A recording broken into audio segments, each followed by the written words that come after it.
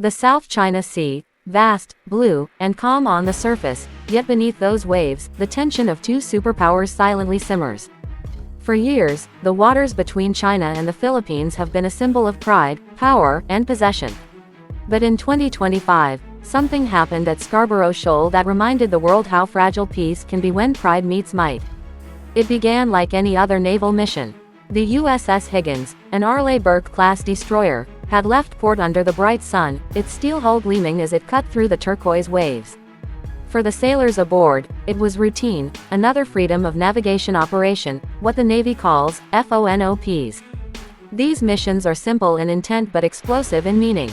They're designed to challenge what the United States sees as illegal maritime claims, and no place on Earth symbolizes that struggle better than the Scarborough Shoal.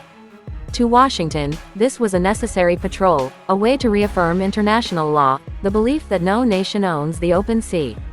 But in Beijing, the same act was seen as a provocation, a challenge to its sovereignty, and a test of its patience.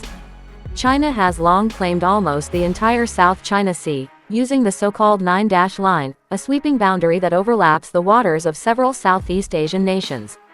The United States, of course, doesn't recognize that claim.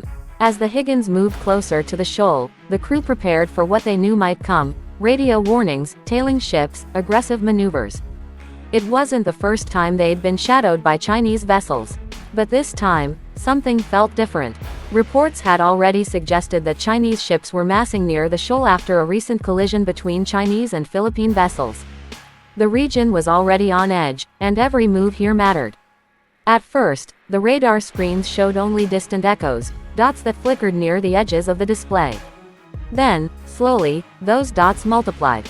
The officers on deck could see them now, gray silhouettes appearing over the horizon, one after another. Chinese Coast Guard cutters and naval frigates were closing in. The radio crackled. "You are entering Chinese territorial waters. Turn back immediately." The American officers didn't respond. They had heard those words many times before. Their mission orders were clear: remain on course, remain calm, and do not escalate. The commanding officer of the Higgins stood silent, watching as the Chinese ships drew nearer.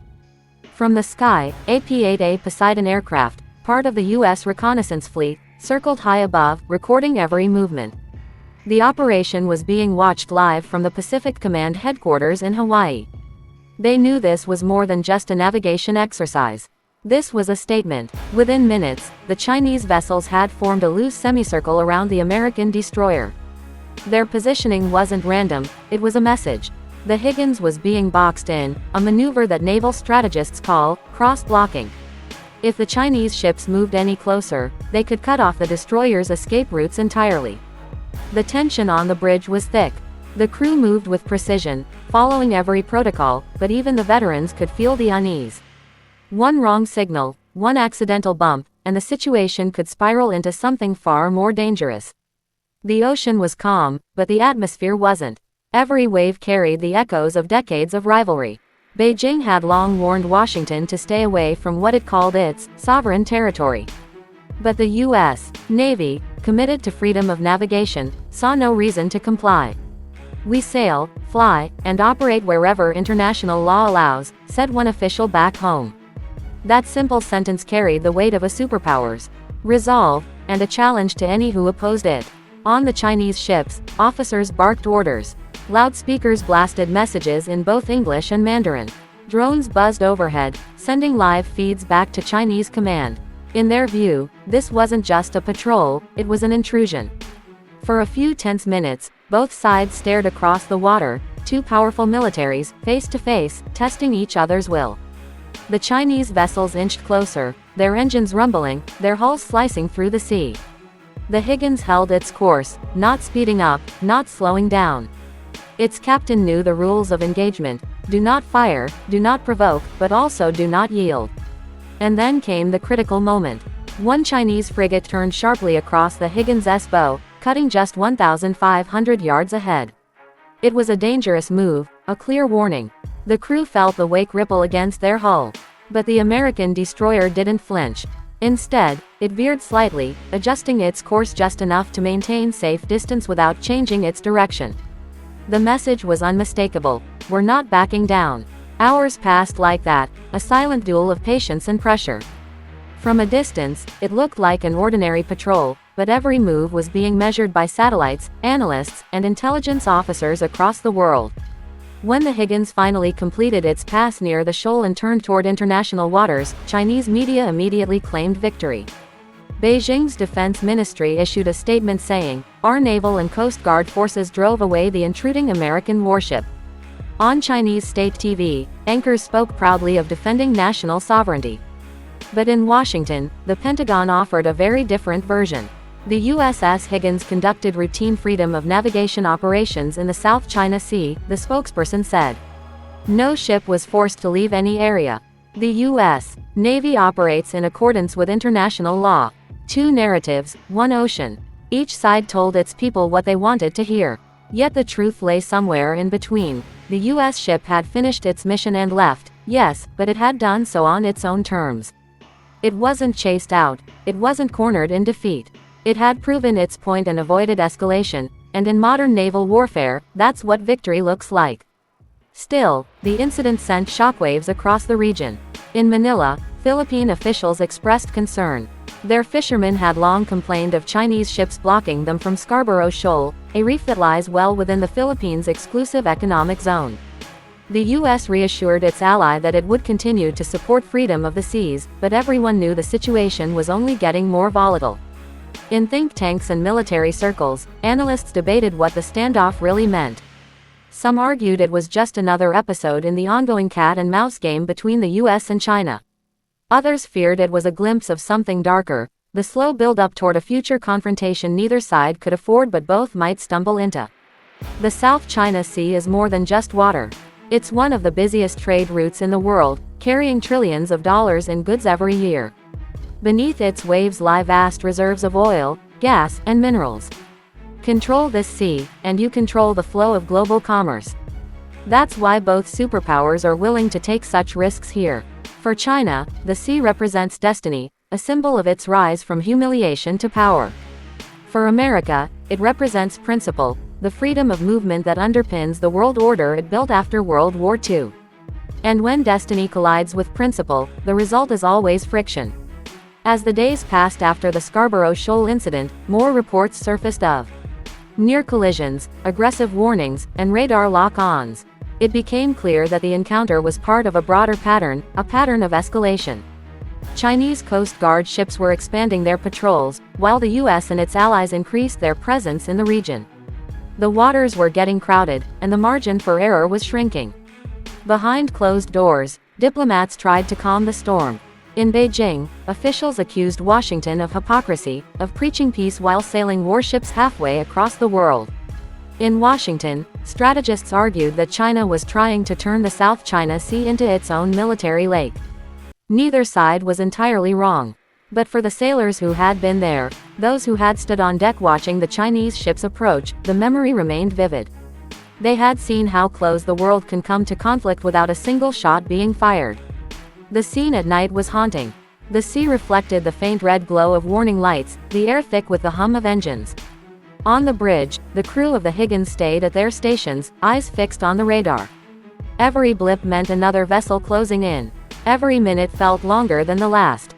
Yet, somehow, they all knew that restraint was their real weapon. By dawn, the horizon cleared. The Chinese ships had pulled back, keeping a distant shadow as the Higgins resumed its route. The operation was complete. The crew exhaled, knowing they had just played their part in a larger chess game, one move in a contest that would shape the balance of power in Asia for decades to come. Back home, most of the world moved on quickly, distracted by other news, other crises. But in military circles, the Scarborough Shoal episode became a case study. War colleges analyzed every maneuver, every radio call, every photograph. What they found was chilling. The world had come dangerously close to an incident that could have triggered a military escalation between two nuclear-armed nations. Experts say this kind of encounter is the new face of modern warfare. Not full-scale battles, but constant pressure, constant testing, ships circling, drones observing, messages sent without words. It's a war of nerves, fought in the shadows of the sea. To the average observer, the Scarborough Shoal is just another cluster of rocks and reefs in the middle of nowhere. But to those who understand geopolitics, it's a symbol, a spark that could ignite something far greater. Each year, the U.S. Navy conducts dozens of similar patrols across disputed waters. Each time, China responds with increasing aggression. Each time, the risk grows. And yet, both sides know they can't stop. For the U.S., halting these missions would mean conceding influence. For China, allowing them would mean losing face. So the dance continues. Ships follow ships. Warnings follow warnings. The ocean becomes a stage where power is performed, not just projected. What makes the Scarborough Shoal story remarkable isn't just what happened, but what didn't. No missiles were fired. No collisions occurred. No lives were lost. And yet, the entire balance of the Pacific seemed to tremble for a moment. It was a reminder that in the modern world, war doesn't always begin with a bang, sometimes, it begins with a maneuver. In the days that followed, footage leaked from both sides. Satellite images showed the close approach of the Chinese vessels. Chinese state media aired grainy clips claiming their navy had successfully forced the intruder to withdraw. U.S. outlets countered with their own analysis, showing that the Higgins had stayed on course until the mission was over. Truth, as always, was caught somewhere in the middle, a blur of propaganda and perception. But the men and women who were there didn't care about politics. They cared about survival, about doing their job without triggering something irreversible. For the commander of the Higgins, it was a lesson in discipline. Sometimes, he said later, the hardest thing in war is not to fight. The South China Sea would continue to witness these silent confrontations, each one a rehearsal for a war everyone hopes will never happen. The world's greatest navies circling the same reefs, flying the same flags, testing the same limits, all while pretending it's just routine. But nothing about Scarborough Shoal is routine anymore. Every inch of it carries the weight of history and ambition. And every time a ship passes through, the question returns, how long can this fragile balance hold? For now, calm has returned to the waters. The waves roll gently over the shoal. The fishermen are back. The ships patrol at a distance.